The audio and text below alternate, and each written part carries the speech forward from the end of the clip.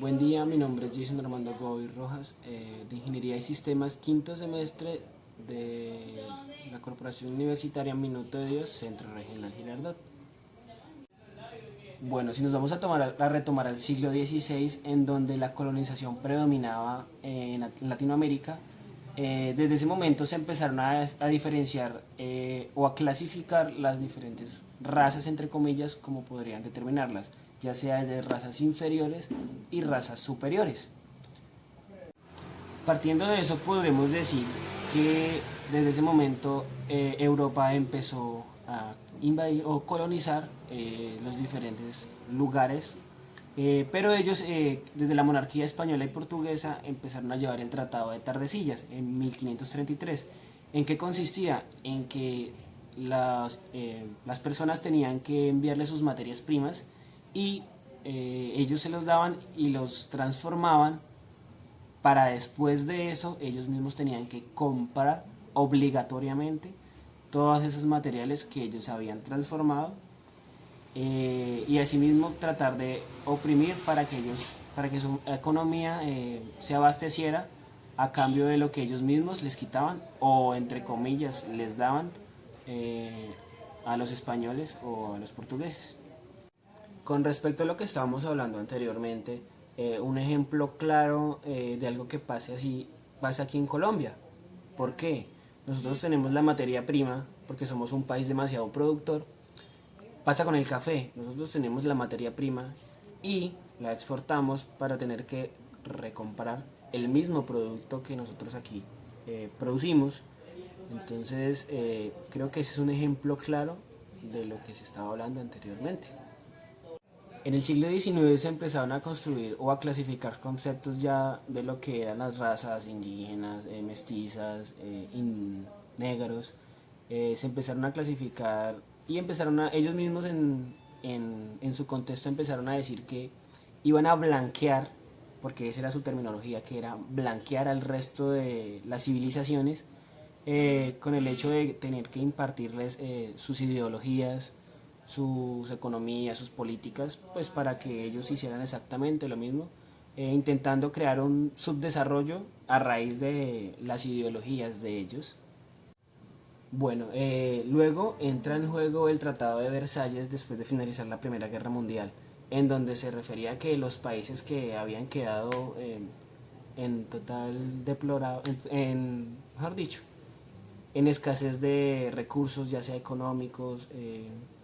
y todo lo demás, se decía que tenían que resguardarlos mientras empezaban a volver a reconstruirse, pero pasó al contrario, se hizo caso omiso al Tratado de Versalles y empezaron las invasiones, empezaron los saqueos. El caso más importante que pues es Alemania, el cual debía responder al Tratado de Versalles reprimiendo sus ejércitos y pues en ese momento como estaba manejado por los judíos, entonces intentaron con la ayuda de Hitler expandirse y tener que colonizar los diferentes estados a sus alrededores para poder tener total poder y asimismo poder impartir sus ideologías en todo el mundo. Después de todo esto, de este gran auge europeo, termina la Segunda Guerra Mundial y el régimen europeo cae, en donde Estados Unidos y la Unión de Repúblicas Soviéticas Socialistas quedan como grandes potencias principales en el mundo, los cuales se diversifican en los capitalistas, que eran por parte de los americanos, y los socialistas por parte de la URSS. En ese momento se empezó a declarar la reconstrucción europea y el trato de desarrollar el resto de países que estaban más pequeños. Entra la parte de la era del desarrollo en el cual se decía que las grandes potencias exponían a los subdesarrollados que tenían que tener, o ellos les imponían sus ideologías en donde tenían que tener tecnología e innovación para así mismo poder llegar a subdesarrollarse sin necesidad de ser forzados por las grandes potencias. En ese momento entra el Plan Marshall, en donde Estados Unidos brindaba, entre comillas,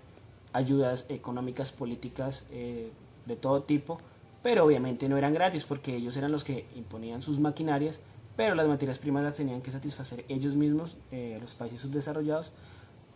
para sí mismo poder entrar en un mercado en el cual pudieran abastecerse a sí mismos. Bueno, ¿qué se puede aprender con respecto a todo lo que se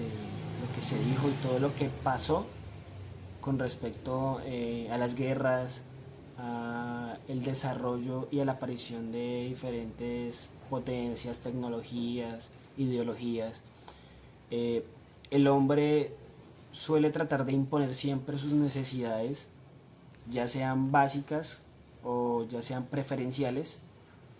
Entonces, ¿qué pasa con esto? Siempre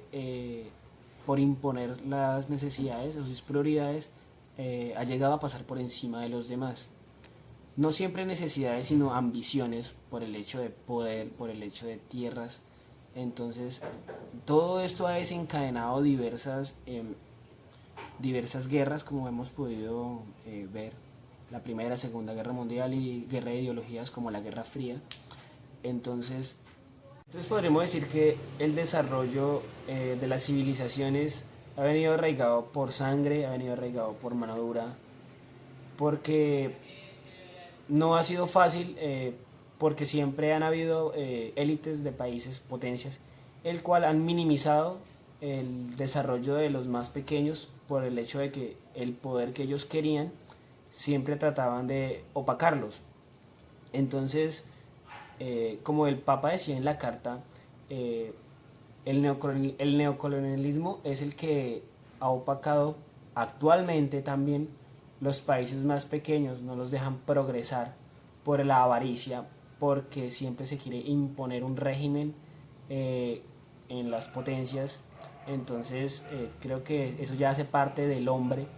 que es el mismo hombre el que no quiere dejar como tal avanzar la civilización, porque sus deseos de poder, sus deseos de dominar